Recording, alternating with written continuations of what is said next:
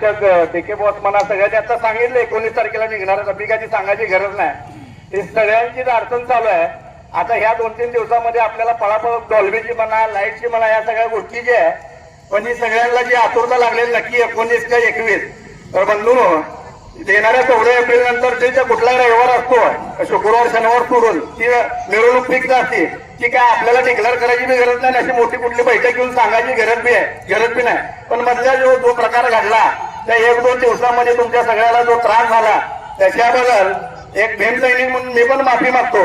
कारण हे सोशल मीडियाचं जग आहे. हे काय सोपं नाही. एक टाकलेला मेसेज 2 मिनिटात सोलापूर नाही तर भारताच्या बाहेर जातो. एवढं व्हॉट्सअप आणि फेसबुक मध्ये ताकद आहे.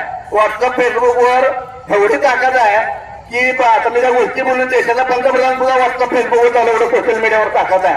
माझं तुम्हाला जास्त सांगणं नाही. एकच गोष्ट सांगतो कदाचित आणि ह्या मध्यवर्तीला विनंती करतो मी त्या मध्यवर्तीचाच घटक आहे. पुढच्या वर्षी मिरवणूक तर 19 तारखेला निघणार हे तर जाहीर झाले त्यात सांगायची काही गरज नाही.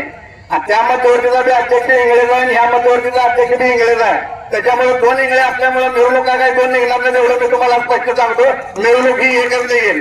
पण मध्यवर्तीला एक माझं सांगणं आहे बाळासाहेब म्हणा आनंददादा म्हणा किंवा मी सांगणं काय ते पटेल न पटेल नंतर ठरवतील त्याने की जरी 2 मध्यवर्ती असल्या कारण या 2 दिवसामध्ये जेवढ्या गोष्टी घडायच्या त्या घडल्या ज्या चर्चा व्हायच्या त्या झाल्या एवढ्या लोकांना भीतीन काय लोकांना थोडं चांगलंही वाटत होतं जाऊ 2 मिरवणूक निघू द्या.